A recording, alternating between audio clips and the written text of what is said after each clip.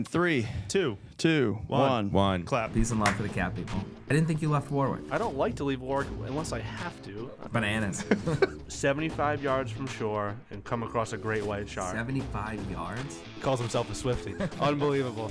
Every single day went and got hot wieners my entire senior year. Oh, yeah. You're not even qualified to vote on this. I want to know what the people think. They're trying to sell the house. Ding, ding, ding. Winner, chicken dinner. Welcome to episode 16 of Shootin The SHT, real banter with Nick and JT. I'm Nick. I'm JT. Welcome to the show. Episode 16. 16. Wow, time flies. Now, this is a different show. I'm curious. I'm trying to bring the energy levels right out of the gate because we are trying a different time. We are now doing this on Monday mornings. Not only in the morning. We did afternoons. Now we're doing mornings, but not any morning. Monday mornings. It's usually a Wednesday or Friday afternoon. Yes. Now it's Monday morning. Usually those were a little bit snarky. I'm not sure how this is going to be, though. Nate's already in a bad mood, so I'm excited to see where this goes. He's going to bring the snark. He's going to bring the snark this morning, I think. Monday mornings are not his jam. So when we said let's reschedule this to every other Monday morning at 9:30 a.m., I think his eyes rolled in the back of his head, and he took out his pins and cursed those voodoo dolls he has of Nick and JT. But I got to say, he was on time. My office, he was ready to go. Yeah, we were set up. I was actually in another meeting at 9:30. Got the green light that we're good to go, and I was like, "What? On time?" So first in 16 episodes. So congratulations to you, Nate. Hey, thank you. He's a little grumpy. He's a little run down. He said he ate, 18 brownies this weekend? Something like that? Yeah, I kind of fell off a little bit here. Yeah. Is that I replaced? spun I out. know you're no alcohol, dry 25. So not only 6 months or January, but the whole kit and caboodle. Yeah, I did 6 months last year, so I'm trying to go for a year this time around. Okay. I think maybe sugar replaced That's what alcohol. I was going to. Yeah.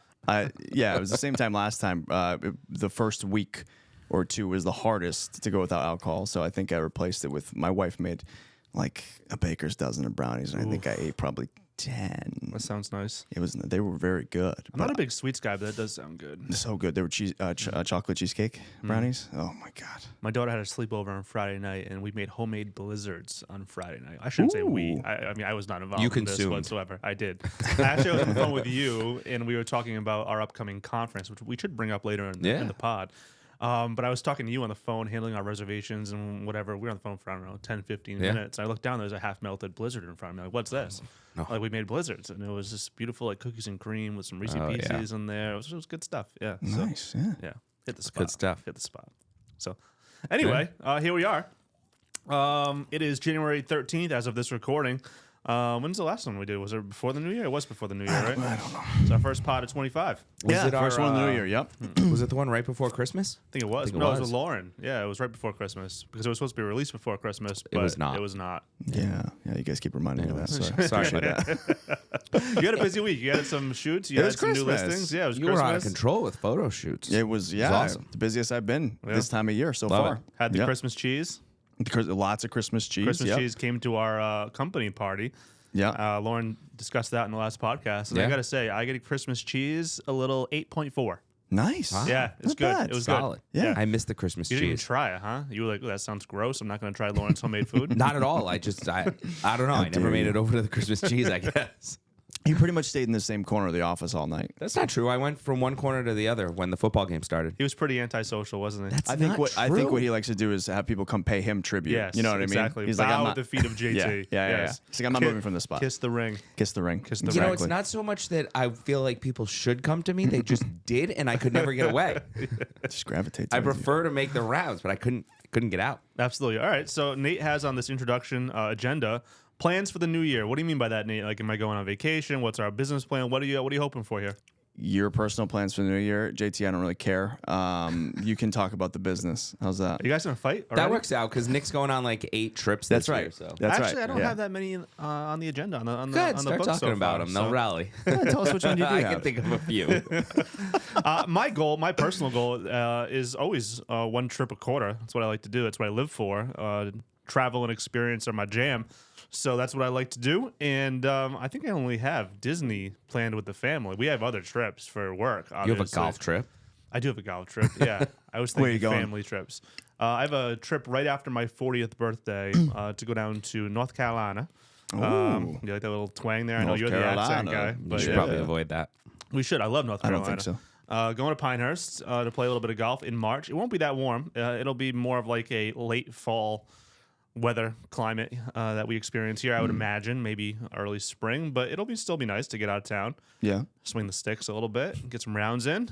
So yeah, I've got that coming up in March, and then April we are doing a long Disney trip. Long Disney trip. So what constitutes a long? You are? I think 9 or 10 days. Oh, okay. It's a long time in Disney. Yeah, I think 9 days. I'm a little jealous, but I'd also be fearful if I was going for that long. We're also going with 4 or 5 families, and I think how It's many? exhausting. Oh no, that's great. It's gonna be fun. Okay. How many kids we're gonna have? You have to say that. 5. No, I am 7, 9, 11. I think there'll be at least 11 to 13 kids that I'm aware of that will be there. We have like half the plane. It's gonna be fun. So Wow. I'm That's excited for that. exhausting. Yeah. Is Disney like Vegas in that way? Like you don't want to spend 9 days there is a lot. Like 9 days in Vegas would be a lot. Yeah, no, I mean, we're not going to go to the park every day. Right. I mean, who knows? Maybe my wife will. But I know we're planning a day of golf. We're planning some pool days, things like that. So, no, we're excited. Over under 200,000 steps while you're in Disney. Well over. $100 right now. In 9 days? Yeah. Well over. Yeah, I would think so? over. Yeah. I'm trying to remember. I thought I usually did like Do you want around to lay in the 20,000. bet before you think too long? No, I You're not thought I laying? usually did Wow. around 20,000. Throws it out there and then. Yeah. I was just doing quick math in my head. Convection. Okay. Anyways, So that's that's a little bit about the personal plans. Angela has a hankering to go on a safari in Africa. All right, that's her main thing she wants to do. We didn't get to go away for her 40th. We did the whole Taylor Swift experience, so I thought covered that base. But she's still bringing it up that I missed my 40th, so let's go on a safari. so the Slocums are going on safari in 25. Nope, because I got a quote on it. Okay. It is bananas. African? Yeah, no. I can't imagine where else you'd go. Not just Animal confirming. Kingdom. No, in North Carolina. I while can't he's there, imagine anywhere he's else, gonna just go on a confirming. safari. She sent me the quote, and I basically threw up in my mouth when she sent it, and I think I basically shut that down and said maybe for your 50th, because let me see if I can find it. We text. Was so this for often. 4 or like the 40 people you're going to Disney Oh with? no, just the 4 of us. Experience the thrills of East Africa safari in Masai Mara, Serengeti. I'm not even gonna try to pronounce this stuff. Sounds terrifying. So day 1, the adventure begins. Meet and greet. Day 2, here we go. Breakfast, transfer, lunch, afternoon game drive, park fee, dinner. Day 3, breakfast, morning game drive, lunch, afternoon game drive. Thursday, breakfast, morning game drive, lunch, yada yada yada, and then there for I don't even know 8 or 9 days. 12 days. Ending in Zanzibar, which looks beautiful. Super cool, yeah. Zanzibar looks awesome. And I was very excited about this, and I actually do want to do it. But give me your best estimate on what this trip would cost. So, 12 days. I think 7 of them were safari, and the end of it was basically in Zanzibar beach time. Food, I mean, this is breakfast and lunch, is dinner included. All that's included. Drivers, etc. So basically, full service, 10 days. 12. Does this include flights? No flights. Jeez, you got to fly to Africa. Yeah. Oh my God. 32,000. 32,000, you think? Figure an $8,000 a person. What do you think, Nate Dogg? I was gonna say less than that. Really? Is it less or more? It's more. It's more. I almost said than 10 per person. $32,000. $52,667.70. That's like a year's salary for. Oh my god. Yeah. Oh my god. Right? That's atrocious. Yes.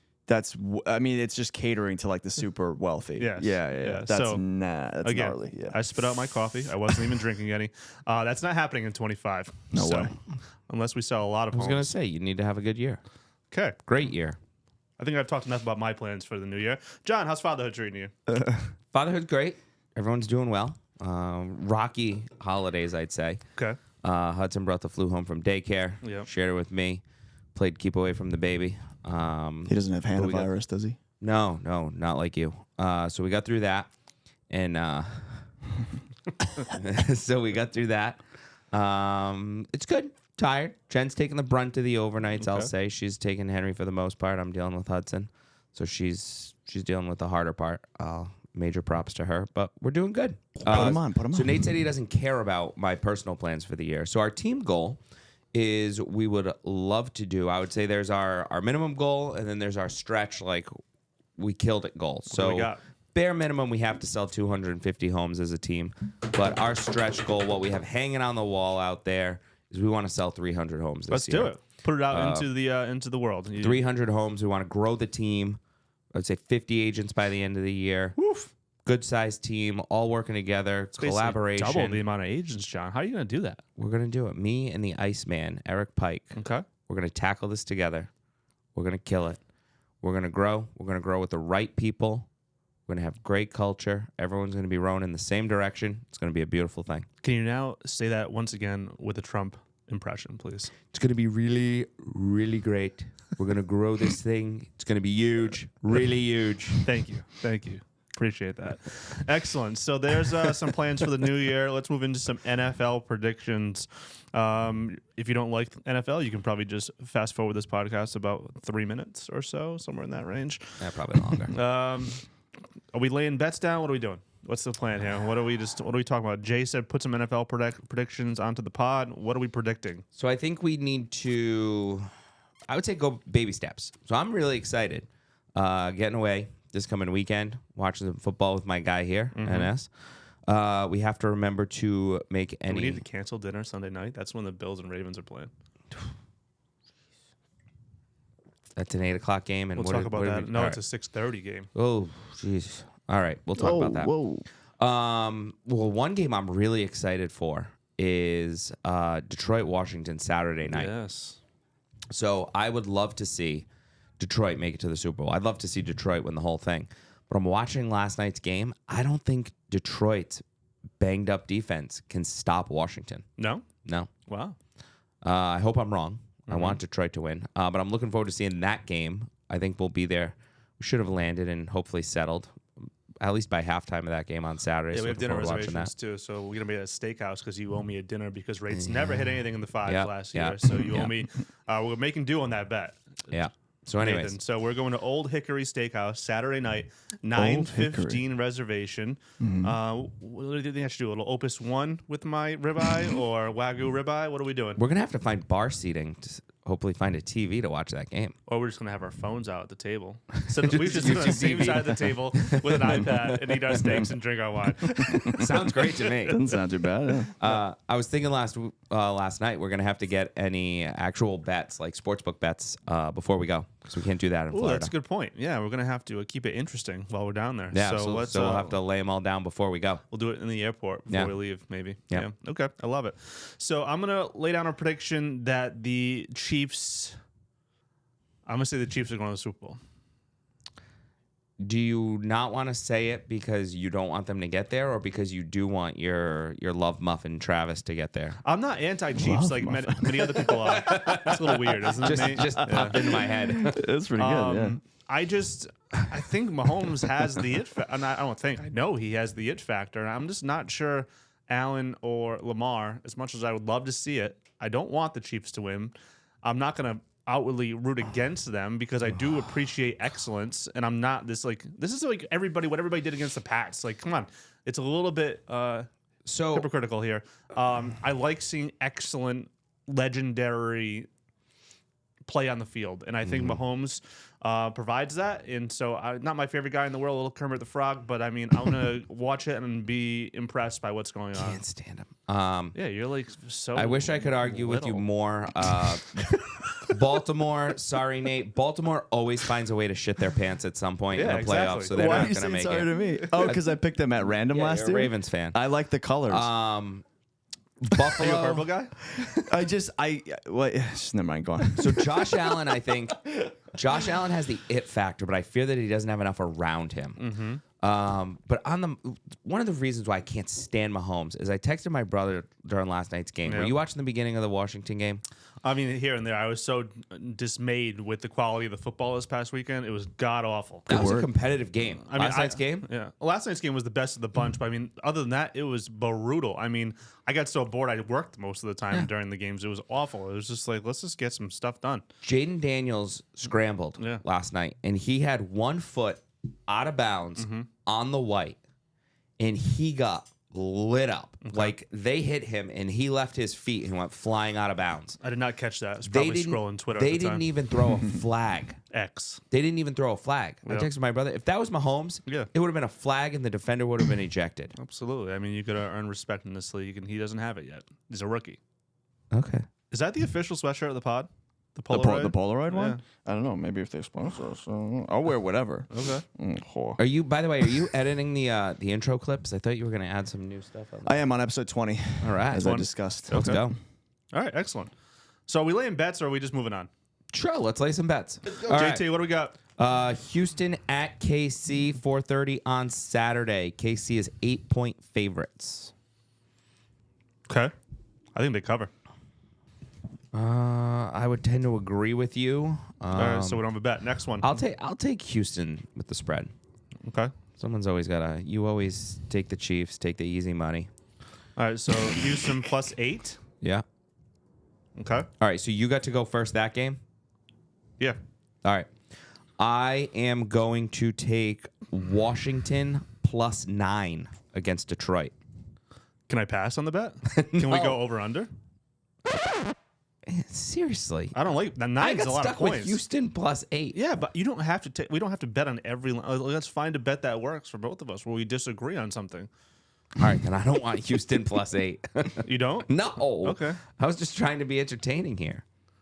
It's like in the Super Bowl. I knew Kansas City was going to win, but you already took them, so I had to go against it. Here I am buying a steak dinner. Well, you owe me 2 steak dinners, several. actually. All right, so Yeah, a here are couple some lines now, for yeah. you. I think 3, They actually. put like 3, yeah. That's Washington crazy. +9, over/under on the game, 55.5. I mean, I like the over, but after this weekend and how low scoring those games were, I might be tempted to roll with the opposite if you feel strongly one way or the other. Not really. I would take Washington +9 in a heartbeat, but That's what I. okay. You want to tease it? You want to do a little teaser? Take 6 points off and we'll throw 2 games on it? Serious. Let's do it. Throw 2 games. Do it. That's what a teaser is. You take 2 bets, you subtract 6 points. I'm just trying to look at everything here. Just make a call. I don't like I don't like any of these. I don't know if this is good podcast material. All right, Baltimore, Oh. Nicholas. Yes, John. Baltimore, Buffalo, Outright money line? money line. Taking Baltimore. I'll take Buffalo. Yeah? Yeah. All right, we got a bet. Boom. All right. Wow. So NS. Is that the only bet we're taking this weekend? That's the only one I like. I'll All take right, Washington. then let's go. What are we throwing on this? Do you want an throw an alternate spread at me for Washington? An alternate spread for Washington, I would say 6. 7.5. Nope. All right. 6.5. No. All right, we got a bet. I'm taking Baltimore. JT's riding with Buffalo. And what is the stakes? Are we throwing a steak dinner on that, or is it just $100? Let's do $100. I can't do another steak right. dinner right Sloke now. Vegas is We're done. just Let's move on. Stacking them up. Let's talk about real estate. That is what we do. All right. Let's talk about. I know Nate spent a lot of time basically putting together this agenda that I'm about to blow up. Blow it up. I love it. Before we get into 2025, let's talk about where we're coming from. Let's talk about 2024. Let's talk about what we experienced, John. Hit me with your feeling on how the 2024 real estate market performed. It was rocky at times. Okay. But overall, at least from our perspective here, big picture, beyond these walls of our office and locally, it was a very, very low number of sales out there. Historic lows nationally. Here, our team, wasn't. Let's unpack that a little bit. So historical. Let me get to finish my. Well, Is he I'm the trying color guy now? You're the color guy now. I don't even. We're get to, switching roles Don't here. even get to finish my. Sorry, go ahead. No, please. Oh, Give you us some brought color. total sales. I wanted to talk All right, about go total ahead. sales. Go ahead. Go ahead. What do you got? No. You were going to say something. I was just gonna keep going. This is awful. All right. It's Monday morning. Total sales. We saw approximately 7,670 sales last year, as of when I ran these numbers last week. Mm-hmm. That is up from 7,393 from the year prior, which was, let's see, the lowest since 2011. That year fell off a cliff. Yes. Jesus. 2022, for comparison's sake, we had 9,500 plus sales. 2021, 11,500 sales. 2020, 11,600 sales. Even 2019, 11,013 sales. And we're down to 7,600. Lowest since, again, besides last year, which was approximately 7,400. 2011 saw 6,700. 2010, 6,800. 2009, 77. 2008, Great Recessions, 6,600 sales. Nate can overlay this graph, but we are near the activity in the marketplace, similar time frames of 2008 to 2011. Now, where I was going is it's fun. This past year, 24, ended, and I'll even say 25 has begun much differently than the prior Decembers and Januaries. To our point earlier about how busy Nate was in December, our team was really busy, and particularly with listings in the second half of December. And it's been very busy out there. We've had a lot of agents putting buyers into contract the last week or two. I was at an open house yesterday. We had 17 groups through. You don't see that. These are rose-colored glasses, my friend. He just did oh my God. He just did a bit, dude. He just did a physical comedy bit with a prop. He's such a Incredible. such a Do you disagree? Abbott and Costello. Do you disagree? I think you're always beyond optimistic. I'm not saying we're going to get back to 11. Dude. I mean, look at this. I mean, he's looking at the entire state and economy's, real estate activity based upon a 25-person team. I mean, yeah, we've had a nice little run, but I wouldn't say we're out of the woods. I mean, since all that activity took place, rates skyrocketed. The jobs report came out last Friday. I mean, the economy is not very solid right now, and John's like, it's gonna be great. You guys are both looking at me. You guys Can are I looking finish to a me. thought? Sure, go ahead. I'm not saying we're going to get back to 11,000 sales this year, but I think the activity of our team, particularly like open house traffic, speaks to more than within these walls. I hope you're right. I mean, I think it's going to be better than 2024, So for example, but I don't think it's going to be like, woof, barn busters, let's go. So here's the perfect example. Okay. This particular house Yep. that I had the open at yesterday went on the market it was late November or early December of, what was the year? Right when we fell off the cliff. And the first open house probably had like 2 or 3 people, sat on the market, showings, went under contract. Ultimately, the seller decided it wasn't the time for them. Went back on the market. That same house just had 17 people through. So I think that particular house speaks to different traffic out there. Not saying we're going to get to 11,000 sales, but do I think we could be in the 8s, maybe the mid 8s? Absolutely. Just to clarify, I was less laughing at you and your point, and more the fact that he just did a Buster Keaton style physical gag with sunglasses. I Nate, thought that was hilarious. Can I ask you a big favor? Yeah. Don't encourage him. I'm sorry. I can't help when Don't encourage that was him. hysterical. I like a bit. I like a good bit. I think, John, kind of what you were saying was that like we're trending at the end of this year, end of last year. I'm we were not trending saying we're towards going from historic lows to historic highs, but I think we're going to continue the upward trajectory. Write this number down for me. Different topic. 11,318. That right there is the total number of sales. The numbers that we were talking about were single families only. 11,318 sales across single families, condos, multifamilies, and vacant land in Rhode Island last year. 11,318. We saw those numbers in single families alone a couple years back. But my point on this is what strikes me is it matters who you work with. You want to know why, John? Why, Nick? If I look in MLS right now, there are 7,462 MLS members. What was that number I gave you? 11,318. Divided by 7,462. That means the average agent in Rhode Island, or average MLS member, I should say, in Rhode Island sold 1.5 homes. Or 1.5 sales. I mean, that includes vacant land and whatnot, too. But 1.5 in 2025. in 2024, they sold 1.5 on average. That's not It's not good. No, it's not good. Thank you, Nate. In one word, it's bad. Yes. In two, it's not good. It's really, really bad. Really bad. And it matters bad. who you work with. I mean, now factor in all of the, you call it top 1%, the teams that are selling a couple hundred homes a year, the agents who are selling 30, 40, 50 homes a year. How many agents out there are selling one or less homes a year in Rhode Island? I mean, this is not a Rhode Island problem. This is a nationwide. Oh, yeah. I mean, this trends along with the stats I've seen across the entire country. Yeah, of course.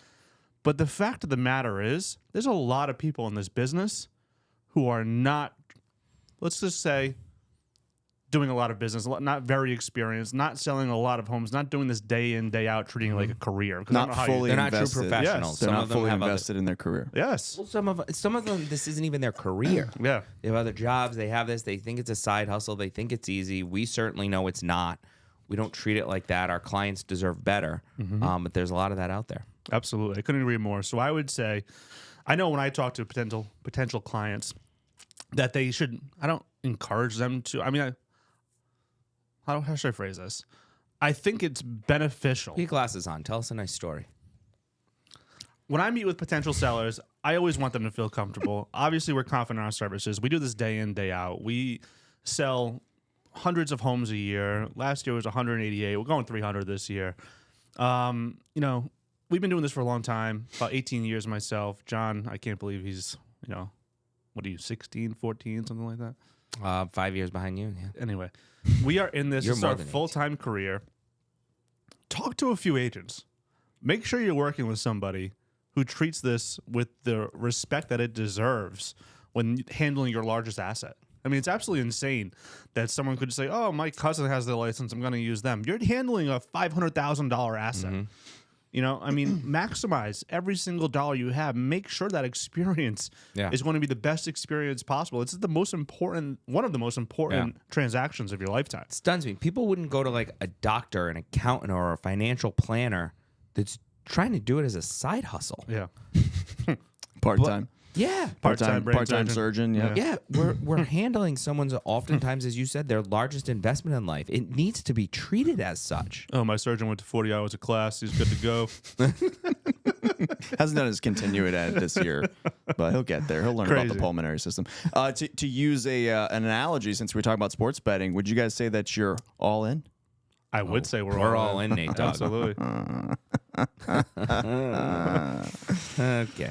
I think the rat feces are getting to my brain. Tell us about your rat feces, Nate.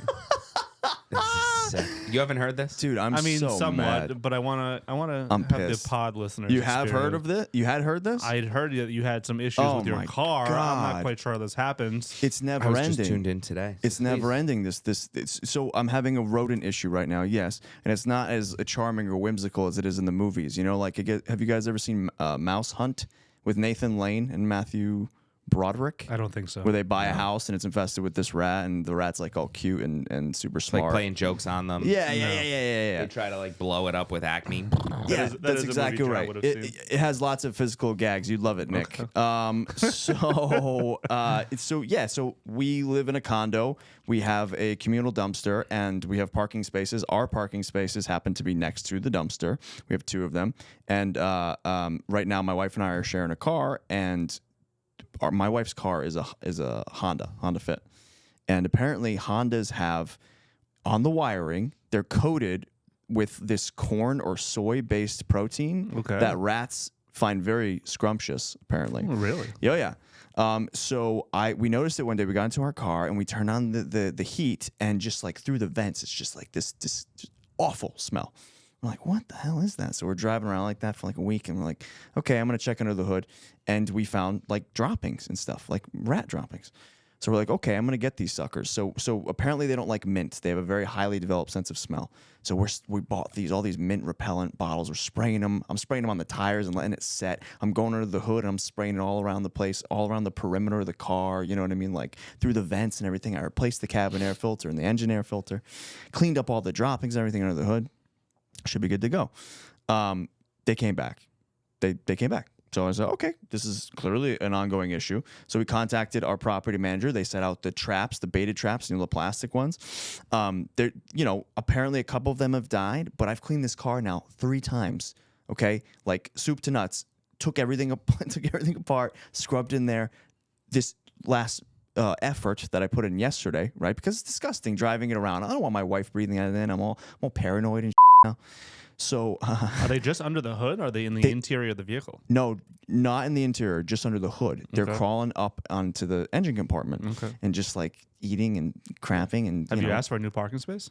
So the thing is like there's assigned parking spaces for everyone. So what we've been kind of doing is parking off on the side. I don't give a I'm getting rats in my car. I know my parking spot. I know, but that's the thing is like if we switch with someone else, then they're just gonna have the same problem as us probably. So we went to sell that condo. I told him oh my god, get a new car, get a new house. It seems like a petty thing to do, but like it's disgusting, right? So yesterday, my wife ordered all these like little. Would you disclose that? What? The rat issue? Do I have to? It's never happened. We've lived. There is a question on the disclosures about active infestation. I don't know if that counts though, because it's not in the house. They don't come in the house. And also, I've been there for 3 years, and this is the first year that's happened. Okay, this has been an issue. So it's I don't know. Anyways, the point being is my wife bought all these like little mothballs. They're like peppermint scented mothballs. I'm in there like an exterminator. I have these like little doily bags, like the little scent the scent can waft through. I don't know what the they're called. So I tied them all throughout the engine compartment, like to all the wires. I'm out there like an insane person, okay? Scrubbing it. I have my yellow gloves on and goggles and mask, and I'm scrubbing out there. My neighbor's like, what the fuck? It's the 3rd time this guy's doing this. I'm pouring this like industrial stuff that has it's like an enzymatic cleaner I got from Amazon. You're supposed to use it to strip floors. I'm pouring it into my I'm pouring it into my intake vent, and I'm like scrubbing with a like a steel brush, and I tied these things all throughout. This morning I go to walk my dog, all right, and usually these suckers, the rats, they like to be active at night. I'm walking my dog. One of them runs right out through my car wheel, out of the tire. I check under the hood. The thing was just like cuddled up right next to one of these like little bags. They don't care. They don't care. They don't care. Saw the rat? Oh yeah, I saw it. They're big too. They're big. They're like this big. That's disgusting. They're disgusting. That's disgusting. They're disgusting. So now I'm like I was pissed. I went inside because I spent like hours yesterday cleaning it, and I went inside. I was like, that's it. We're killing them all. And my wife is in the shower, and she's like, why are you yelling? Yeah, I was gonna say, can you throw a bunch of poison in the dumpster? So they've been setting the traps with poison in them. A couple of them have died, but I think I'm gonna bait under my actual car, like in the engine. Yeah. So now I'm in the same boat as you. I got to buy 2 cars now. I got to buy one for me and one new one for my wife because I don't want her driving that around. It's gross. Yeah. So I'm gonna be destitute. Well, and like you said, he tried parking elsewhere, but now they have their scent in the car. Oh yeah. So they're like, oh, that's our place. I think that's what it is because I've replaced everything. I've cleaned it 3 separate times. I wouldn't buy a new car until you buy a new condo. That's what I'm worried about. Is we buy a new car, get a new car, don't park over there. I would be up at every HOA meeting, every condo association meeting that you possibly can get to. I would be pitching a fit. Oh, well, that's what we did, right? Yeah. We went to there was one over the weekend. We have one annually because we basically came in and changed the entire HOA.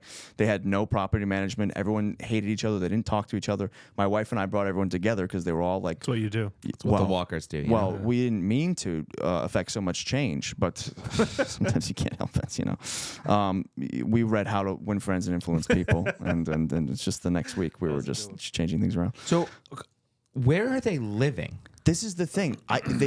My car apparently, but not really. They must be under like bits of wood and stuff. They have like nests somewhere. Because I would think the dumpster when they dump it, if they're in there. They're not. See you later. They're not. They're under like a bit of wood or something. Because I haven't found a nest in my car. That's the thing. I took apart the thing. There's no nest. What's a rat nest look like?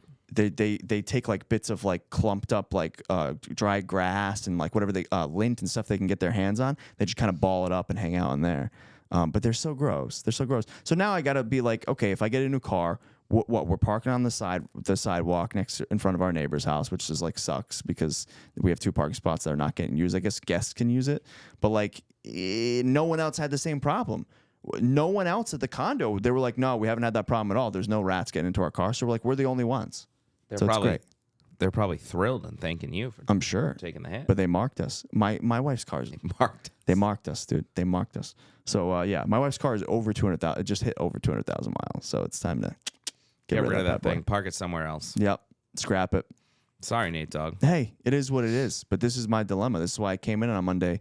You guys are like, "What's going on? You seem a little low energy." It's like, no, I'm just. I didn't even say that. You just came towards me telling me that you were in a bad mood and ready to fight. I'm trying to quell the fury. Well, I wanted to save it for the podcast. All right. Yeah. So You should just bomb that dumpster. I'm thinking about it. All right. Housing market heading in 2025 with a worrying supply trend. Hold on. We're not done with market stats yet. We're talking about rats. I'm sorry. We There's a slight sprinkled detour. in a little Yeah, bit it's all right. of fun into a market stats Slight segment. detour. Slight detour. We haven't even gotten to the median sales price yet. Nick was talking about safaris. I was like, you don't have to go far. There's wildlife in my backyard. You come look. Come look at them. All right. What's the median sales price in Rhode Island in 2024? Median sales price? Median sales price. It's over 600,000, right? No, average. For single family? Median for single families. Oh, Last year, for perspective, it was 425,000. I'm sorry, not last year. 2023, for perspective, it was 425,000. okay. So is it, I don't know, 460,000? Pretty close. $475,000. Okay. That is the highest median sales price dating back to, on record. I have stats only going back to 2002, but I can promise there was never a median sales price at 475 or higher prior to that. So highest median sales price on record in Rhode Island, $475,000. Bringing it back to the 2006-7 time frame when everyone thought, oh, sales prices will never get any higher than this. 2006, the median sales price was $282,500. 2007, it was $275,000. Then we dipped down to $234,900, $199,900 in 2009 after the Great Recession, during the Great Recession.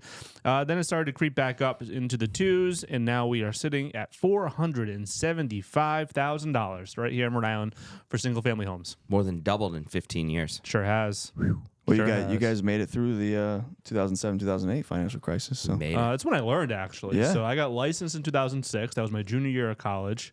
I'm sorry, between my junior and senior year of college, I got licensed. Started doing a little bit of part-time stuff here and there. Got started full-time upon graduation in May of 2007. Ended up buying my first home very quickly. Before I think I've told this story on the pod before, but before I ever even sold a home, I bought a home because I could fog a mirror and got a mortgage. No better way to learn. Love Exactly. saying that. Love saying the fog, the mirror metaphor. Yeah.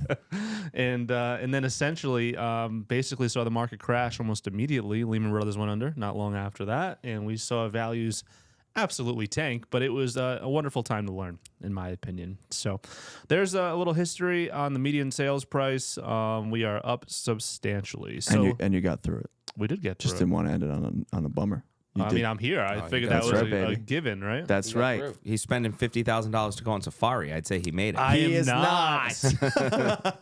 As much as I would like to. So we saw a 11.76% increase in the median sales price year over year. Nate, circling it back to the average sales price, that was a 12.4% increase, coming in at $627,484 for the average sales price in Rhode Island for single-family homes.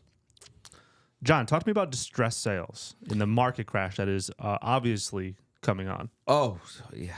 I mean, so many people out there, savvy individuals, are waiting for the crash, waiting to capitalize on all those distressed sales because they're coming. They're coming What is a in distress waves. sale? Distressed sale. What are you laughing at? The sarcasm is palpable. No, love it. they're very savvy. Distressed sales such as foreclosures and short sales, bank-owned homes, or short sales where sellers bought and they have to sell, they can't make the payments and they have to sell, but due to the market conditions, they would have to sell for less than what they owe the bank. Long Therefore, story they need short, bank approval. distress sales are foreclosures or short sales. Okay. They're Asks what they are and then doesn't want the explanation. short Sorry, sales John. and foreclosures. So anywho, Vicious. It's a blood sport. all Real of estate. these savvy buyers are waiting for the market crash and the distress sales to come in waves. However, the reality is But how many distress sales do you think we had in 2008 and 9? That's okay. during the Great Recession. I'm just trying to like lead them into this a little bit. Yeah. The numbers? Yeah. How many distressed sales in the state of Rhode Island? Out of the, this is crazy when you look at it this way. In 2008, there were 6,648 sales, single-family sales across the state of Rhode Island. How many of those were distressed? And by distressed, I mean short sales or foreclosures. Of the 6,600, I would say 2,400. It's a pretty good guess, actually. 2,054. That was Nice. That was close, yeah. Yes. So was that a little bit less than a third of all sales were distressed sales the last time the market, quote unquote, crashed. When I got into the business in 2011, I feel like every single showing was a foreclosure or short sale. There were 1,834 distressed sales in 2011. There were 2,633 at its peak in 2009. So 2,633 divided by the total number of sales that year, 7,720. 34% of all single-family sales in 2009 were distressed. 34%. It's because it's a totally different market. The 2008 financial crisis was caused by bad lending practices. Anyone could get a loan, and so now it's affordability is the issue. He's just walking us right down the path. Yeah. So I think Nate's going to have to overlay the graph here to really put this into perspective. I don't have to, but I will. How many distressed sales? We were looking at this graph last week showing how many there were back in the 2008 timeframe and how many there were in 2024. And it's mind-boggling for all these savvy individuals who are sitting back there waiting. I think you should look at this graph. Do you want to take a guess, Nate? How many distressed sales there were last year? Well, less than the number you just said, right? Yeah. Probably. So, perspective, 2011, 1,834. 2009, 2,633. Do I get to guess? I would hope you knew this already. How many were distressed last year? Yeah. I don't know the exact number. Okay. 2024. Let Nate go first. Okay. Again, 2,600 in 2009. Let's see. In the state of Rhode Island? Yeah. I'm going to a crazy number. 250. 60. 90. 90. Wow. 90 sales out of 7,670 sales. That works out to 0.01%. Compared to 34% of sales in 2009. Those odds are worse than the rates going. It's below 5%. Pretty wild, isn't it? Yeah. So the graph is staggering. Just a little jab. Just a little jab. Just kidding, buddy. In fact, distress sales are not only at, very, very low numbers, they're down from last year. Jeez. 131 distress sales last year, and we had 90 this year. So they shouldn't wait for the crash? I mean, no one has a crystal ball. There's multiple reasons why values can go down. Will values go down at some point over the long run? I would imagine if you look at any 10-year time period, values are going up. Will they dip a little bit here and there? Sure. Are they going to crash? I don't see it. I just don't see it. The market conditions aren't there. Some people are still waiting. They said in 2020 they were going to hold out and wait for the crash. They're still waiting. I feel bad for them. Absolutely. Missed out on a lot of equity. You guys heard of Logan Motoshami? Yeah. So Logan Motoshami, every once in a while on his Twitter account, X account, I'm not even sure how to say that these days, puts out a graphic of an excuse as to why somebody shouldn't have bought every year. So you always have like one reason why someone shouldn't buy, right? So he has like a 10-year running list of like all the excuses as to why someone shouldn't buy. Meanwhile, if you listen to all those excuses, you missed out on, let's take it back 10 years. The median sales price was $214,900. Now it's $475. There's always a perceived reason as to not to buy. Yeah. But if you look at the raw data, the hard numbers, I said it more than doubled in 15 years and more than doubled in 10. it's not about timing real estate. It's about time in real estate. Oh, Nicholas. Oh, my God. Man. Let's go. You're welcome. So yes, there's a little information for our listeners there. All right, Anyway. one more thing before I have to pause and reset cameras. I do want to preface to people who may be listening and thinking like, well, yeah, that's nice and that's nice that you say that, but like, I can't afford a home right now. We're first off, talking about people who are trying to play and time the market, which is a totally different thing than not being able to afford. Also, if you think that you might have affordability issues, talk to a lender. You'd be surprised what maybe they can help you out with. They can help you figure things out and put you on a path to where you may be able to afford a home. And then also, like JT has alluded to many times over, it's not about the actual cost of the home. It's more so the monthly payments. That is what is going to matter in the end, right? What you can pay for monthly. For a non-real estate guy, that advice was a spot on. Spot on. Nate, when are you going to get your license? I don't know. I've been You could thinking afford 2 cars in no time if you got your real estate license. And to Nate's, get rid of those rats too. That's for sure. And to Nate's point, oftentimes when people actually do talk to a lender, they'll find out that their mortgage payment for the same property that they're living in could be less than what they're paying for rent. Absolutely. All right, we're rolling. We're back. And you probably didn't know we were going because Nate's cutting this up. Great job, Nate. Good producer. So I brought up the graphic from Logan Motoshami. He's from Housing Wire. I think he's the lead analyst. And he has this graphic that shares the excuses as to why somebody shouldn't buy each and every year, actually dating back to 2012. 2012, they said don't buy because of shadow inventory. There's more inventory coming on the market that's not there yet. 2013, they said higher mortgage rates. 2014, QE ending in October. 2015, the manufacturing recession. 2016, home prices got back to the bubble high of the 2006-2007 timeframe. How'd that work out for you? Man, to go back to 2016 and just buy all the bubble houses. Absolutely. 2017, no good reason. 2018, 5% mortgage rates. Can you believe that? Start of the bubble crash for sure. 2019, home price growth was cooling off. 2020, COVID-19. 2021, mortgage forbearances and all the distressed sales that are going to come as a result of that. 2022, 7% mortgage rates. 2023, historically low housing demand. 2024, higher mortgage rates, higher inventory. Sexless men, whatever that means. What? That's what it says right here. Silver tsunami, credit card debt, take your pick. It's all rookie ball, he says. Ladies and gentlemen, these are not housing experts or housing analysts. He says he has a rule. Don't listen to anyone on the internet unless they show their name, face, and a written 2024 price forecast in a working model. That's coming from one of the lead analysts in the housing industry. We've talked about the silver tsunami, and it's just not coming. Absolutely. They're stubborn. Nope, I love it. So good stuff there. So we're making market stats interesting today, I feel like. Maybe our audience and listeners disagree. But make market stats great again. Make market stats great again. So there we go. There's Yeah, I don't care. No, I think it was great. So real quick, not to kind of continue on here down this road too long.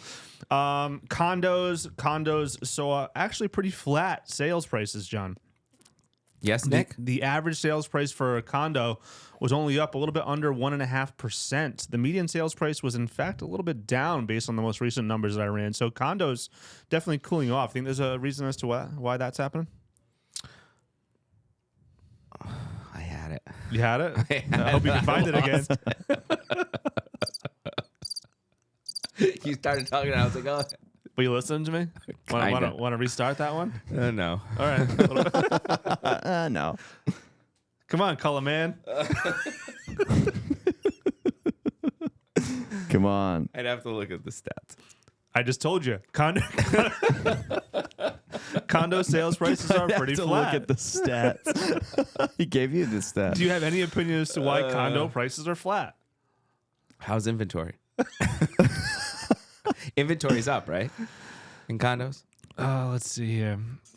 So the new listings is up. New listings is up almost 7%. See, I thought inventory was up. Condo fees are also going up. Okay. I'll give a little color here, I guess. You're going to have to cut this up. I don't have to. I think you should leave it. So I believe, my personal opinion, because I'm going to have an original thought here, JT, is that condo, and that's not, I didn't mean it. It's a Monday. Man's still drinking his coffee. I get it. Not good. I think a lot of people went to condos as an alternative to housing, a single family housing, because it was a bit more affordable. Mm-hmm. I think due to that, demand spiked. More and more people are going down that avenue. We saw rapidly increasing sales prices. And now that the median sales price on a condo is $355. The average sales price on a condo is $449 and change. People are getting to the point when you layer in condo fees, taxes, and the values, maybe this isn't as much of a cost-effective alternative to single-family housing as it once was a couple of years back. Yeah. Despite our parking situation, we got in while prices were still, pretty reasonable, and also rates were pretty low as well. So we got lucky, we locked in. That was our thought as well. That's an interesting take. Yeah. So that's my take. I think for some it's definitely true. Yep. For others, I've seen where when they're factoring in, when they're going through the pre-approval process, when they do factor in what condo fees would be, it changes their picture and they actually can't, or they can't get a habitable condo, call it. But certainly the case for some. Now, on the flip side, multifamilies are still seeing big price gains. Big gains. Big price gains. Huge. The average sales price is up almost 15% on multis. The median sales price is up over 15% on multis. The median sales price for a multifamily home in the state of Rhode Island in 2024 was $541,000. That's up from $470,000 for multifamilies. It's been a tough handful of years to be an investor of any sort. Flipper, investor for holding on the multis, rental income. I was talking to a flipper who hasn't had a project in years the other day, and it was when they were really rolling one after the other. It was foreclosures, short sales, even estate sales. Just those, a dated ranch was a great flip. Nowadays, you have first-time home buyers bidding that up like crazy, where the numbers wouldn't even remotely make sense for an investor, because people will just say, I'll deal with it, or I'll do it in time. It doesn't make sense to flip. You have the multis where the prices are just going up and up and up. Again, where the numbers just wouldn't make sense for an investor, because you have people either saying, I'm priced out of singles, so I'll go to a multi and I can have someone offset my rent, or you have people who are multi-generational. You have family living with family, and they're occupying multiple units, but the owner-occupants are just driving the price so high because they can get emotionally invested way beyond where the numbers make sense for investors. What's the intro on the pod? Ding, ding, ding, winner, chicken dinner. That is correct. Can't agree more, John. So I think that's what we're seeing in multis as well, as a lot of people using that as a way to combat the affordability issues in the market. As you said, multi-generational, and also just owner-occupants looking to offset their mortgage with some rental income. And I couldn't agree more. I've spoken with buyers. I've spoken with buyers substantially about the same strategy, and that's a great way to get involved. You get an FHA mortgage, 3.5% down. You get involved into a multifamily as an owner-occupied property, rent out, one or two different units, and bada bing, bada boom. You do that a couple different times, and you become a beautiful investor in real estate. Absolutely. Okay. What's that called? The kids call it these days? House hacking. Yep, love it. So jumping on, let's circle back to single families real quick before we wrap up this segment. Kent County single family homes are seeing a big increase in new listings, almost 16.5%. That's the number that jumped out to me on Kent County. So we're seeing more and more sellers decide to put their home on the market in Kent County. Yep, good stuff. Name the towns in Kent County for me, John. Put me on the spot.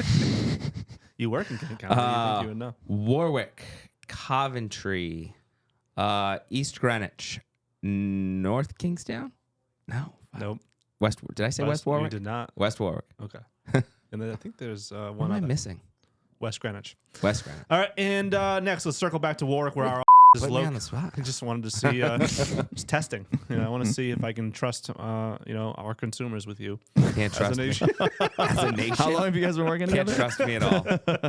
Just lock me start away. testing him now. I love you, John. Warwick, single family stats. Why are you shaking your head like that? Nothing. It's true. I do. Yeah. Just having fun. It's all in good fun. Hey, it's okay, big fella. He's probably the one I trust more than anybody else in the world when it comes to I would business. say. So, I would say. You But he guys has are to. But he has to see if he can trust his consumers with me. Here in his nation. not gonna let that one go. Let's just be honest and circle it back from the busting crackers that we're doing right now. Yes, any consumer that gets to work with John is a very fortunate consumer, and they are in great hands. So I'm just going to lay that out there Thanks, right big guy. now. Absolutely. Warwick single family stats. Kind of similar to Kent County, not the same pace. We're seeing listings increase about 13.5%. Median sales price in Warwick up almost 9%, and Kent County was about the same. So seeing a little bit slower rates of appreciation on single-family home values in Kent County and Warwick, although still up almost nearly 10% year over year. All right. Good stuff. That's basically what I got for market stats. Nate, what is your interpretation of all that? Yeehaw. All right. You're happy we're done with it. I think we should. I don't really know what you're doing with this agenda. All right. Lance Lambert runs Resi Club, and he put out an article behind a paywall. You're welcome that we paid for it, John. What to expect from U.S. existing home sales.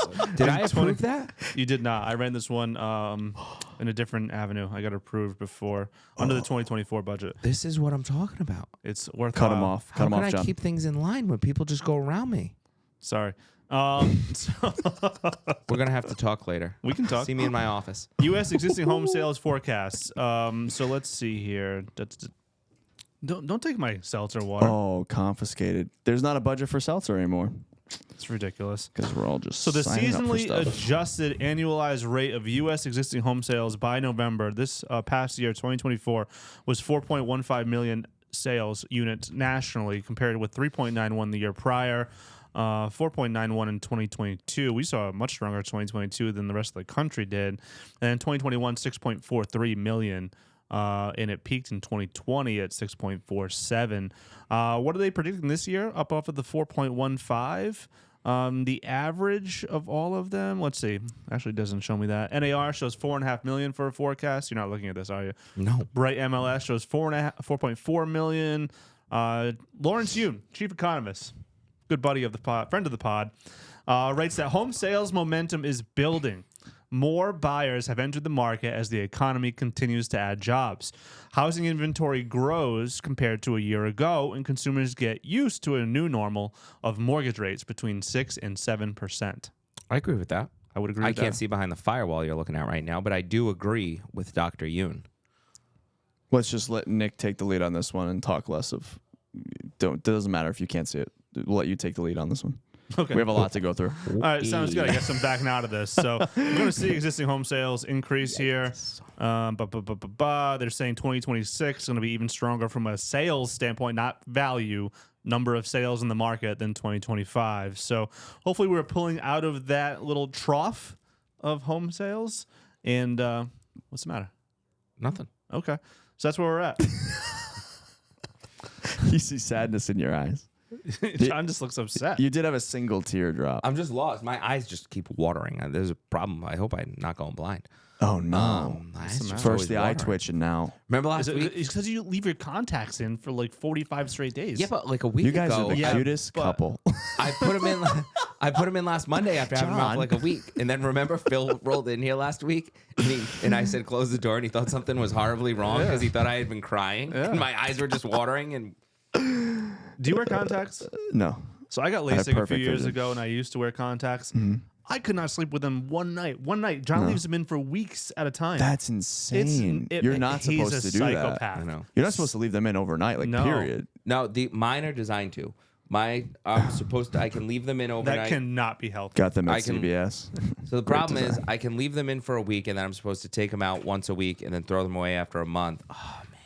And you but you leave them in for weeks. Usually I'll put them in, and then I'll just like forget, and then 2 months later I'm like, oh shit, Oh I should my throw my contacts away. God. 2 months? Yeah, your Are you eyes supposed to be haven't like breathed. lubricating them and Yes. stuff? Ugh. Natural lubrication. That's what the tears are for. Instead of buying 2 cars on a whim, you probably should have gotten LASIK surgery. That will make anyone cry. I can't have them like set my eyeballs on fire. It's That's 15 minutes of torture I've for heard a it's not lifetime too- of happiness. yeah, I've heard it's not too bad. I had it. It sucked. Why? Well, okay. So I went in there. Mm-hmm. It's like totally outpatient. It takes less than an hour. I go in there. They give me a Valium. Barely even affected me at all. And I'm just like, okay, I need more than this to get like knocked out because I got anxiety through the roof right now. So basically went in. They bring the piece over your eye. All good. You start to see all these crazy lights. Whoa. And the scariest part is all of a sudden everything goes black. Ooh. Oh yeah. Oh, I don't like that. You're like, fuck, am I blind? Like, what just happened? Excuse me, I just dropped the F. That's on okay, you. I can bleep it out. Yeah. And it's like, did I just go blind? Like, what happened?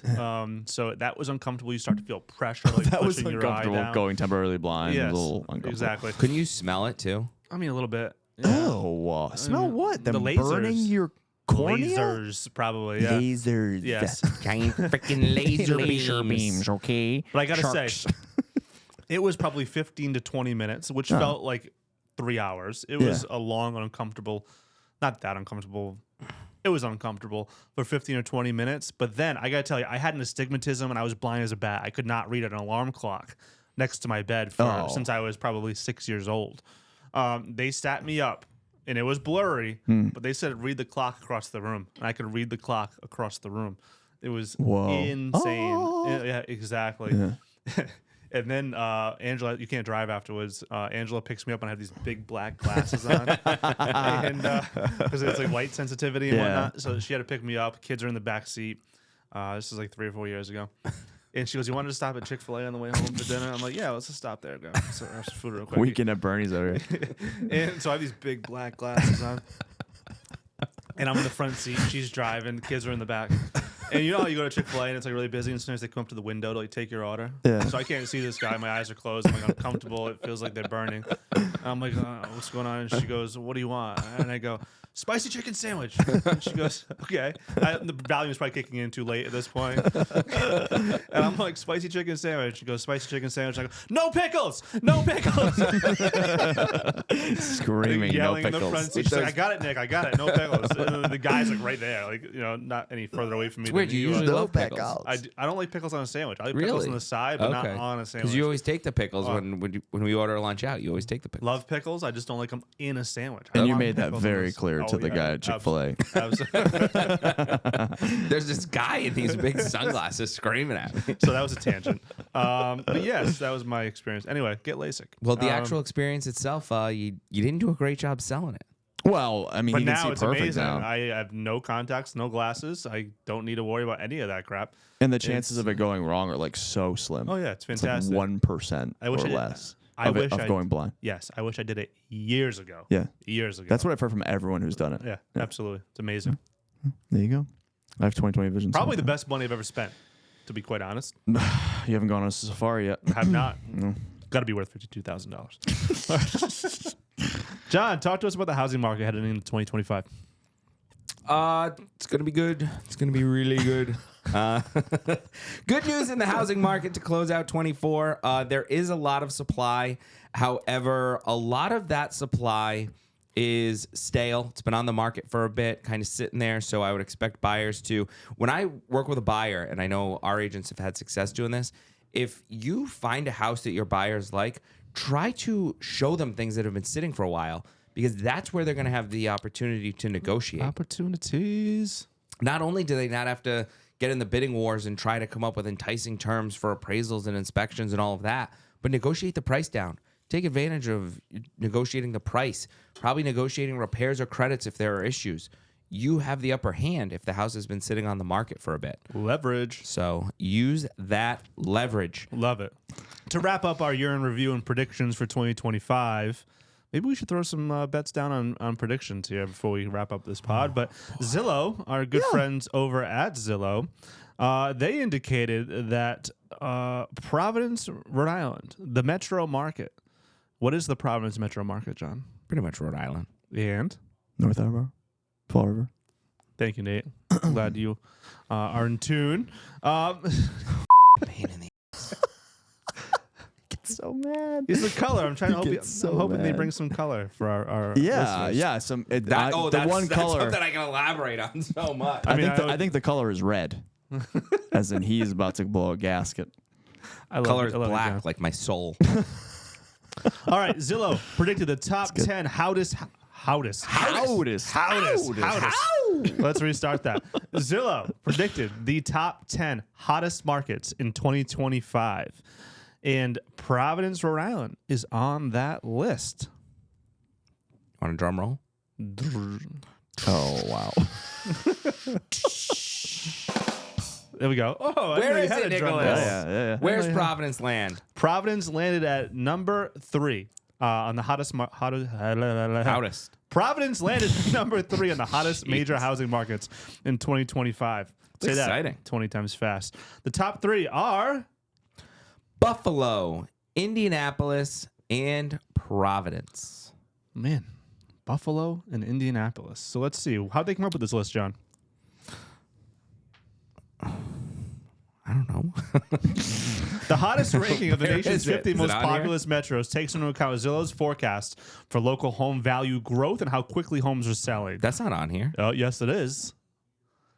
Don't question me. You can also click young on the Padawan. article. Yeah, exactly. Nerd. You guys are a pain in the ass today. You're not prepared for the pod. Next week, come prepared. All right. I can't believe I spent 10 minutes this morning preparing this. All right. Once for you again, not to read Zillow predicting that Providence is the number 3 metro market in the entire United States of America. So wild card. Wild card. Wild card. All right. All right. First You didn't see question. his face over there. It was something else. That was good. When he says wild card. A wild card. Yeah. Wild card. Would you rather have Gordon Ramsay? All right. Would you rather have Gordon Ramsay yell at you every time you cook, or have your meals prepped by a very polite but terrible chef? It's a very easy answer. John came up with these, so ChatGPT did. This is an awful question. it's terrible. Come on, give me something better. Yell at me all day. E- I want quality food. I want good food. Nate doesn't like being yelled at. Look at him. He's thinking about this. Yeah, it actually makes me really angry just thinking about it. Really? Yeah, I don't like being yelled at. Really? I have a very strong reaction to people talking to me a certain way. Noted. Oh, okay. Well, don't yell at me, yeah. Because noted, like I was planning on it. I was planning on reaming you out later. I don't know, John. What do you think? You came up with it, so or ChatGPT, but I'd probably get yelled at. you would get yelled at. Yeah. How many? Every meal? Every time I cook, you'd get screamed at. Yes. These questions are awful. Depends on how funny he is. All right, ask your next. Okay, clearly John could never handle hypothetical questions again. He just subbed it out to ChatGPT, which did What a are you terrible doing job. right now? I'm looking at my list. I have a Google Drive list of wait. hypothetical questions. The second question. Yeah, this is a ridiculous question. Would you rather have lobster claws for hands or kangaroo legs for feet? Kangaroo legs all day. Not You get even on so questionable. fast. Are you I'm gonna kidding me? have- No. Yeah, no freaking Kangaroo- way. Terrible question. Would you rather have your alarm clock be a rooster that screams insults in a British accent, or a mime that silently wakes you up by poking your face? It's actually it's actually really funny. It screams insults at you in a British accent. Would you rather have your alarm clock be a rooster that screams insults in a British accent, or a mime that silently wakes you up by poking your face? Oh Rooster, my god, all that's day. so funny. Rooster. Get up, you.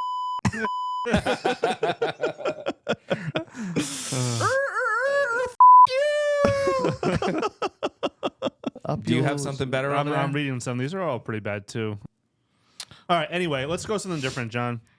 While I look for other ones, He's gonna do a lateral. I'm doing a lateral, doing Doing it a off the lateral. cuff. You got no something? preparation. We are about to leave in 6 days Hmm. to head down to what I would call my favorite real estate conference of the year. Now, is Tom Ferry's Elite Retreat. Oh, you guys are going on an elite retreat? We're going on an elite retreat. So we're headed down there. We're flying down Saturday evening. We have a little day Sunday to settle in and get ready. We have a little mastermind dinner planned for Sunday night with some other top agents from around the country. Gonna have to figure that out with that game. We are. And then we have the conference Monday and Tuesday. And flying home late Wednesday. We're squeezing in a couple rounds of golf Sunday morning, and then also Wednesday morning before we fly back. And we're headed down there. I'm excited for it. So, John, we've gone to numerous conferences together over the years. I wouldn't even begin to indicate how many we've been to, but I've got to say we're well into double digits now at this point in our lives. Wow. Okay. Give me your top rules for going to a real estate conference. Top rules. Yeah. What are the must do's? What are the must not do's? What are the do's and don'ts of going to a real estate conference? I feel like these all tie together. Something just beeped. Did we lose a camera? Mm-hmm. Is that okay? Sure. Okay. What camera did we lose? One of yours. So these all tie together. The biggest rule: Yes. keep it together. Keep it together. Oh, right. wow. Okay. You can sleep when you go home. Yep. Yeah. Don't go to bed early. Nope. The best. So the conferences are always great, but equal, maybe even greater benefit over the years, I'd say, is the networking at night. Go out, have a great time, network, build the relationships. It's good for relationships and ideas. We've had some great ideas just coming from late night conversation. So John needs that liquid courage. Because let me tell you, he's not very social during the day. But you get him out there with a couple of Tito's in hand, watch out. this That's a rude statement. Is that what we're calling it? Networking? So anyway, yes. So anyways, you really want to be one of the last ones to bed. No. You want to be one of the last ones to bed. You want to capitalize on the networking aspect. But at the same time, you have to keep it together. You can't let that impact the next day. You have to man up. You have to get up, and you have to be on time the next day as well. You really just have to power through the week, sleep when you get home, and maximize every second. I think that's great advice. I know the broke agent has, I think his first rule on going to real estate conferences, if you want to Google it, you can probably find it and see if we agree I've or heard him talk disagree. about it, yeah. But his is don't go too hard on night one. Yeah. I'm going to disagree with that one. Yeah. Lays the foundation. Yeah, we've gone hard on night one before. You just have to be able to sustain it. Exactly. You have to man up, broke agent. And you got to be able to make it. I mean, is tired as you may be in the morning, you got to be able to make it to that conference because the content of the conference is first and foremost the most important thing to pull away. With that being said, you got to be there. Yeah. You can't miss that alarm clock. You can't forget to set an alarm clock. Absolutely. And you have got to be hungover when you get there. You oftentimes are. There's a reason why they have free coffee most of the time outside of the do. There's a lot of coffee. That is elite. Yeah. No, you're going to be tired. You're going to be hungover, but you have to power through. But no, to your point, I'll tell a quick story. Is last year's elite retreat? So we had a very early flight in the morning to leave the next day. We did not make that mistake again. We booked as late a flight as possible. Late, in fact, that we can play golf before we leave. Yeah. Because that's important. How early is that golf round? I think 9:10, 9:15. It's not bad. Okay, much better than last. Yeah, we had a 3 a.m. Uber call or 4 a.m. Uber call? It was like a 4:20 Uber, and Yeah. I think I went to bed after 3. Yeah, so we had planned for a very, we had to ruin the story. We had planned for a very early night. Let's go grab dinner, maybe one nightcap just to call it a wrap on a wonderful few days of making some new friends, learning a lot about strategies that we wanted to implement in 2024. Even leaving dinner, we were holding strong on that. It was like, let's get one drink. Yeah. Go to bed. Absolutely. Back in the room by 9:30, 10. Next thing you know, we're chasing down every last call in Orlando with a group of people and made some nice relationships. Absolutely. Learned a lot, took away some more initiatives that we wanted to implement last year. So you just never know what's going to happen.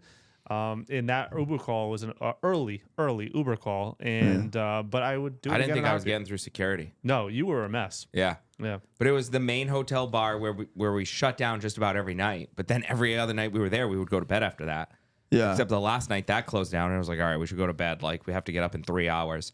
And then we're walking back, and we passed a group of guys that had left a little before us. They're like, hey, the sports bar's still serving. And we're like, all right, let's go. There you go. Yeah. And we're off to the sports bar. And, I think I set my alarm, put my head down. It was after 3. And the alarm was going off at 4 for that 4:20 Uber. Oh, that's awful. Yeah, it was. Did you sleep on the flight? No. I will say. No, it was actually, if I'm thinking of the right trip, it was, there was a big nor'easter hitting.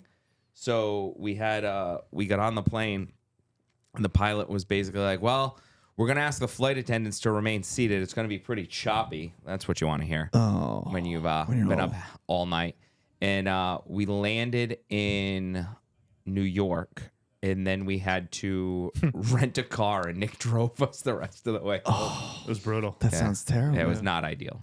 I might never drink again, though. I'll tell you, I am not missing those hangovers at all. That's one of the best things is not waking up and feeling like I go to parties and people drink and I'm like, I'll be okay. And everyone the next day is like, oh, I feel terrible. I'm like, this is Just have to control yourself. I feel fine. Well, Did we have you can your to last an drink with you? You Or can did you to have an more after extent. that? No, The cigar bar was at the cigar end? bar was the last one. Really? Really? Nothing on New Year's Eve? Nothing. Wow. Didn't drink on New Year's Eve. That would be an honor. Yeah, Yeah. that was the last. Yeah, that was the last time. Imagine sharing Nate's last ever drink with him. Yeah, that is an honor. Wow, It won't be the I didn't even last, think though. about it. Like, think about it. You have kids someday. When your kid turns 21, like, take them out for their first drink. Yeah, I guess that might be fair. But I don't know if I grow up and drinking is not normalized in my house, then my kids might not even be into drinking. I think they're gonna go more wild. That's a trend. You think I've so? seen. Yeah. I know people who whose parents didn't drink, and they were like frown upon it and shun it, and it makes the kids go. Well, even no, more I'm not. wild. I'm not talking about shunning it. I'm just saying if I personally was like, I don't drink. I don't care if you do. The kid might just be like, eh. Yeah. Because in countries where it's like more normalized and less of a cultural institution that like when you go away to college, that's when you really party. In countries like European countries like France, where kids have wine with dinner and stuff, the alcoholism and drunk driving accidents is reduced quite a bit when you introduce them to it at an early age and don't make it so taboo. Because then kids want to do what they shouldn't do. That's My all. parents always did that. If we were home, and teenagers, and we wanted like a glass of wine or something, they would let us try it. And that was their theory, is if we were introduced to it, it wasn't going to be like total savage mode when we went away to college. Like, I need to try this. Like, no, been there, done that. And we'd go away to vacation and to a beach house every year until I was 20 or 21. And, 17, 18, 19, like, yeah, we could drink there because we were all staying cousins, everyone in one house. And never really, I like to enjoy myself, but never really went away like, oh my God, backfired. I have to binge drink for the sake of binge drinking. Like, I think their plan worked. We kept it together responsibly. I agree more, and I haven't really been listening because I found some new hypothetical questions for us to Let's explore. Table it for next time. Can I ask one? Sure. This goes along with John's concerns about his eyes. Okay. Oh, boy. John, what would you do if you knew that you'd go blind in 3 months? Is there something in particular you'd want to see? What if that's actually going to happen to me? Can't ask hypothetical on top of hypothetical, Yeah. I don't think you're going to go blind, if that helps. It's scary. Can you just answer the question? I'm thinking. I got my answer. This is tough. I would probably, and this is going to sound really probably dumb, you're both going to pile on me, and I wish Henry was older, but I would probably take my kids, and I said I wasn't going to take Henry when he was this young, but take my kids back to Disney. Because, not so I can see it, but The magic on their faces? to see Hudson's face. Oh, that's nice. Because that's something that you wouldn't be able to see again when they're older. I'd obviously miss Henry being able to, but Hudson's face, like when he sees like Mickey or Goofy, Yeah. can't put a price on that. He sees Goofy every day. Nate, what are you looking at? Roasted you. Just kidding, buddy. No, that's sweet. I actually thought you were going to say for a second, I want to see it's Hudson's surfboard. And I was like, that'd be actually pretty rad. Him tearing up some waves. That'd be cool. But I wouldn't be able to see that in the next 3 months. Yeah, why not? Child prodigy. Get him out there. Get him. How old is he? 5? 3. 3? Get him out there. All right.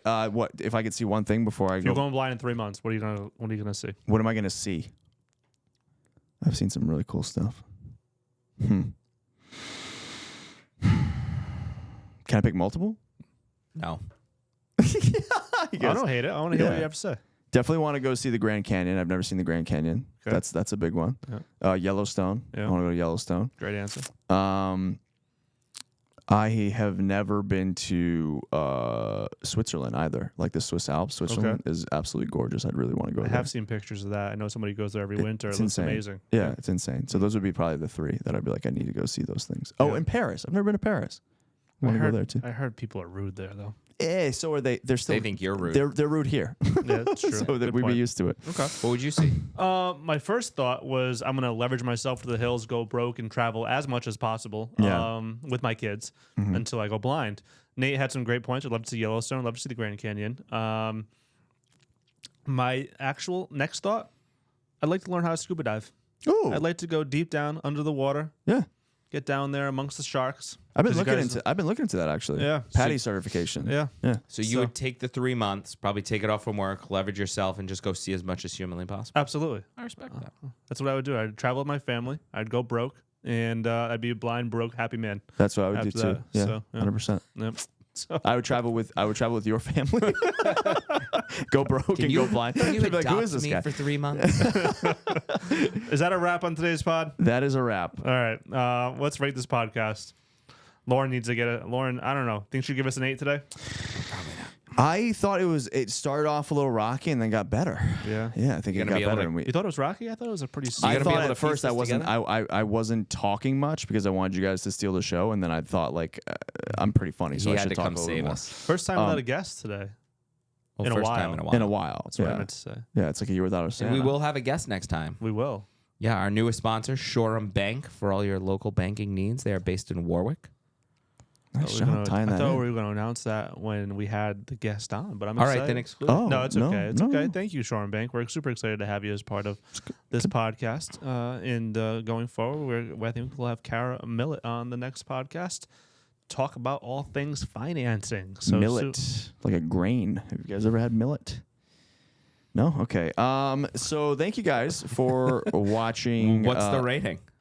Oh, I don't know. 8.3. Go ahead, John. John just looks like he smelled like a fart. Like, what was going on? I don't think it was good. I thought it was kind of messy. Really? Yeah, Oh I'm my going to say 7.2. I thought it was a very good podcast, actually, and I'm going to give it a 9.2. Oh, I thought it was fantastic. I thought it was one of our better podcasts. We covered some important topics. Yeah. We had some good tangents, I believe, along the way. John doesn't like it because he got called out a couple times, and is very sensitive. Monday morning, I he got should caught be, off very guard. should be used to that by now. I think the energy Oh, level. I'm always roasted. I think the energy level was a little bit better on a Monday morning. Yeah? At least for me personally. That's all that I really care about. Just kidding. He says it. I had it on camera. I have it on camera. You heard him. You heard him, right? We've always known the truth, but at least he said it on camera. That's it. It's recorded That for was posterity. intended sarcasm right there. So thank you very much for I don't think it listening. was. We're excited to have our listeners, all hundreds of you, thousands of you. I think our numbers actually Hundreds? are increasing. So nice job, Nate. Everybody, dog. Nate's It's job. everyone here. It's not just me. Best It's a producer team we've effort. ever had on the pod, I have to say. Nate has bonuses and whatnot tied to the number of subscribers, likes, and comments Yeah, right. on our podcast. So please leave a lovely comment. Everyone tell Nate how amazing he is, and John as well. Thank you so much for listening. Have a great day. And we are out. That's a wrap on today's episode of Shootin The SHT. Be sure to subscribe wherever you heard this podcast so you never miss a future episode. And if you enjoyed this content, please share it with others and leave us a rating and a review. Buying, selling, or want to connect with Nick and JT? Visit Slocum Home Team on Facebook and Instagram or slocumhometeam.com. We'll see you next time.